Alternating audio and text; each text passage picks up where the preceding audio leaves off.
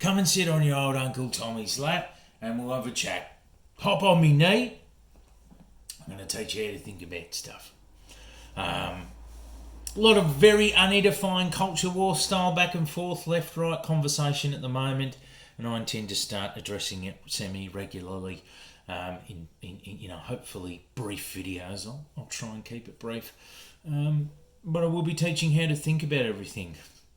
That's what I mean when I say come and sit on my lap. I'm not trying to replicate the power dynamics or the aesthetics of a creepy uncle. It's not my jam. But, it's just what comes to mind. The daddy thing's very done. So come and sit on Uncle Tommy's knee. And Uncle Tommy's going to teach you about stuff. Police have arrested 6 people, including organiser Paddy Gibson, at a Black Lives Matter rally in Sydney. Protesters at the Black Lives Matter protest were demanding justice for David Dungay Jnr. The man died while in custody at Long Bay Jail in 2015. 6 people were arrested at the march after it was ruled unlawful amid COVID fears. 5 of those arrested were handed penalty infringement notices. Obviously everyone knows about that, and obviously everyone looks online and they do the thing they mustn't do, which is to look in the comment section. I did that. I even weighed in a little bit and saw some, again, very unedifying discourse underneath the page, the Justice for David Dungay Jr. page. And I thought I'd weigh in. I saw 3 broad categories of fucking whingers. One was the kind of category of it's all bullshit.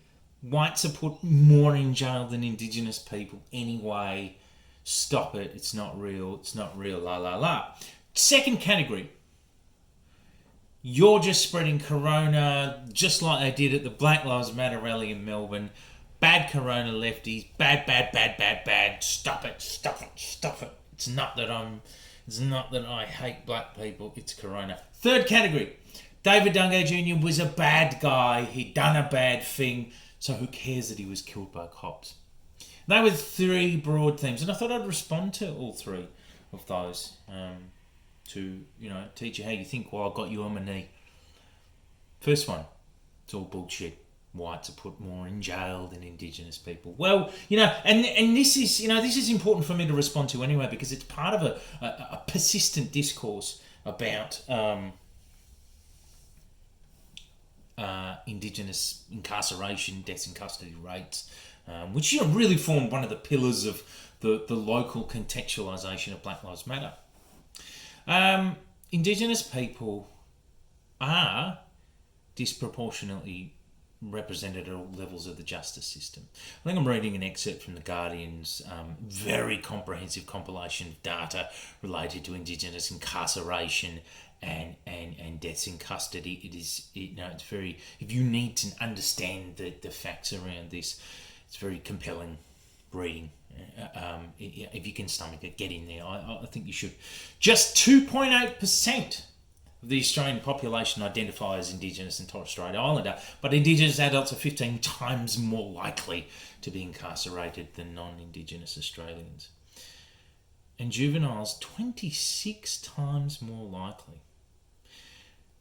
And the fastest growing prison population is Indigenous women. That's a problem. Agreed? That's a discrepancy. I think we can all agree.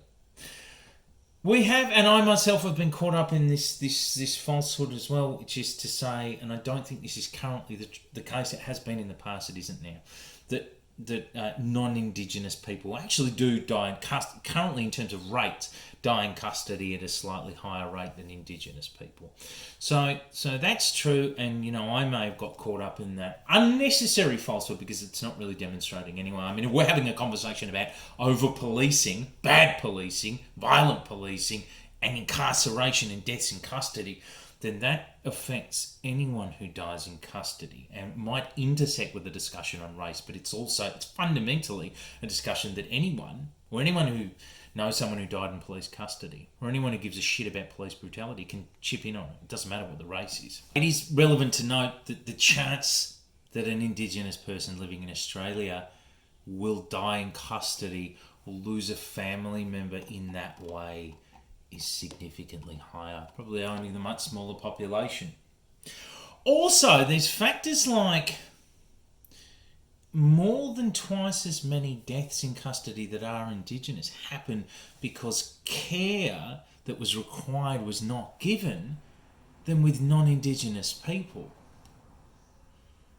And almost twice as many Indigenous people who die in custody do so because procedures were not followed, whatever those procedures are. And remember, even the brutal death of David, which we'll get to later, was technically a matter of procedures. Now, what am I doing here? I'm only pointing out data. Can I make a point here? Data's actually not left-wing. It's not right-wing either. It shouldn't be viewed as such. This is compelling us to ask a series of questions. And the question in this case is, why is it that statistically, and thus systemically, people of a certain group, a race, are suffering from worse outcomes than other groups? Why is that? As soon as we're asking that question, we're saying, what is the issue here that leads to a systemic discrepancy that certain races suffer from in certain respects? It's just a question. And we're going to ask that question before we can get on to any potential solutions or answers. We can have a debate about what they are. But as soon as we're asking that question about those systemic discrepancies faced by races, we are asking questions about systemic racism. Oh, is that what that is? Okay, right. See, I think there's a lot of conservatives who can't even face it. They can't get to that point. They have to obfuscate the reality of systemic racism, even though, as I say, questions of systemic whatever, they're not left-wing or right-wing. They're not conservative or lefty. They're not. They're just data. Most conservatives really, really fall short on this question because they're the best answer when they flounder about it going, okay, here's a systemic discrepancy. What's your best guess as to why that's not real? They'll go to, it's just cultural differences. Yeah, that's my point, dude. That's what I would say to that. Because it's like, why is it that you think it's cultural? But why is it that one marginalised group are culturally fucking having worse outcomes in the prison system or in the care of the state than other groups? Why is it that more of them are under the care of the state than in other groups? Why is it that more of them are being arrested, so on and so forth? As soon as you're asking these questions, you're still talking about systemic racism. And the only people who can't even get to that point, so that we can get onto the more useful question of talking about solutions, they can't even agree that the factual question over data is right. Culture war tier conservatives with opinion columns to write. And it's a real shame when they dominate the discourse, because they absolutely shouldn't. The second one, you're just spreading corona, like in Melbourne. The bad corona lefties. Well, we already demonstrated that Melbourne Black Lives Matter was not the source from which it spread. There were just so many right-wing commentators who wanted that to be the case that they just insisted, because you can't prove that didn't happen, really. You can go, well, everyone masked up. And as I said at the time, it's a real shame we couldn't just get on to a really cool conversation in Corona about the efficacy of masks, because we were too busy listening to right-wing commentators deny that even helped, because they all just wanted to say, left-wing people gave us coronavirus. But anyway, with Sydney, right, so Melbourne didn't cause it anyway, but you can see why people were stimulated to say that about Sydney, because of the Melbourne thing. With Sydney, they took every precaution. The family actually offered to put it off too. I don't know if you know about that. If the police offered to investigate, reopen the investigation into the death of David Dungay Jr. And the state, sadly, did not take them up on this offer, so the protest went ahead. Now, I read many comments from idiots saying this was an extreme left protest, extremist, far left, Black Lives Matter, socialist, communist thing, blah, blah, blah, blah, blah. I'll give you a more extreme one. How's this sound? A little bit more extreme. We say fuck you all. We go ham, we riot, We fucking take a police station, we burn that to the ground, we start an uprising across all of Australia. And that happens to be what happened in America, and that is also what got the police officers who murdered George Floyd charged. So that actually seems like that's going to be the only thing that turns a state clearly doesn't want to do anything more about it than the US. The Minneapolis police force didn't want to do anything about George Floyd. That would force their hand, it seems. Like, it seems that is the right way to go. I'm not saying I'm about to burn down a cop station. All I'm saying is that anything short of that is actually really civil and principled and measured. So stop saying it's extremist. Fuck you. People had every rationale to do it. Get some perspective. Finally, David Dungay Jr. was a bad guy. He did a bad thing in his life. Who cares that he was killed by a cop? That's really the heart of that argument. Oh, whenever you tell someone to go and read something or look at something online, they don't do it. So what's the point? But I would urge you, if you're suffering from a deficiency in your humanity as regards the death of this person, to go and look at the video, because it's the circumstances of his death that we're talking about here.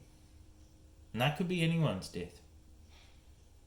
The video and the lived reality of David Dungay Jr.'s death was 5 officers restraining him because he was eating biscuits and he refused to stop doing so. So one of them sedated him with a very strong sedative, and then they all held him down, 5 officers, till he stopped breathing over the course of 8 minutes. And before he did that, he said 12 times, "I can't breathe." And then they didn't administer first aid to him. They held him down for 8 minutes. And they killed him. And it's very graphic footage. And it's very similar, for obvious reasons, to the circumstances surrounding the death of George Floyd. So the family of David Dungay Jr., expressed their solidarity originally at the outset, with the Black Lives Matter uprising here, and people quickly began to realise that there's such a direct correlation between those deaths that became one of the main causes around which people rallied and continue to rally, fines be damned, in Australia, because it's something that deserves justice. The coroner's report came in last year. It didn't recommend any action be taken against the police officers. No action was going to occur against the 3 officers who murdered George Floyd either. Then they burned a cop station and started an uprising, and something happened. Nothing's happening here. In fact, Scott Morrison said on radio a little while ago when Black Lives Matter, he goes, I'm glad things like that, like George Floyd's death, don't happen here. But all you have to do is look at the circumstances of Dave's death and you'll go, well, they do. And I don't know if I can force you to remember your humanity regarding a dead person. But I can read out this statement. I actually got a message just earlier, and it was from someone who, knew him. He served in Parkley with him for a while. David and I became good mates at Parkley about a year before his murder at the Bay. He moved to protection because he was struggling with his own mental health. He received fuck all help for it, and even less for his diabetes. I saw firsthand how the Screws treated the bloke.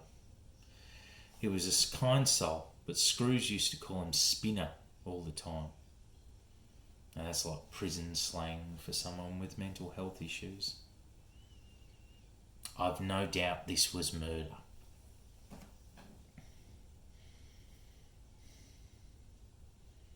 Again, people get desensitised from right-wing culture war pundits, and it's really fucking sad. But I would encourage you to remember your humanity, and to remember that the question of people who brutally die in custody doesn't just affect black people. And it isn't just a Black Lives Matter thing.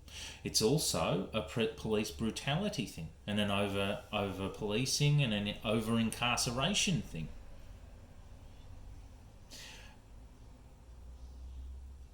one of your response to the death of David, as encouraged by right-wing culture war types and pundits, is to go, oh, well, he did a bad thing. Because remembering that was a very similar response. So people are stimulated to do that because they did that same thing with George Floyd. They went through his charge sheet and said, oh, you see, he's not a good guy. He did deserve to die. Where's your humanity gone? You should be able to express solidarity with the poor, still grieving family of that person. Expressing solidarity for that would involve you saying, yeah, well, you know what? That did go too far. That actually is pretty similar to the death of George Floyd. I don't care what he did in his life because his life is not related to the reason why he was murdered by police. That's what we're talking about here. Some people are so motivated to get other people talking about it that they are willing to risk the baying, foaming at the mouth pack of every Channel 7 comment section prick in the nation, and fines and pepper spray from New South Wales Police and God knows what else, to go out and get other people to talk about it. During a pandemic, that involves a lot of conviction, and I really respect anyone who went out on that day. And I wish they didn't have to. I wish we would all just get behind tasking the New South Wales Police with reopening that investigation. And that would be an important step along the road to addressing police brutality and over-incarceration and deaths in custody. Not just of black men like David Dungay Jr., but of anyone. So you should be getting behind that. And if you've been told not to, you need to really have a good hard look at the people who've told you not to get behind it because he was black. Because it sounds a little racist. All right, hop off my knee. I think you've learned enough now.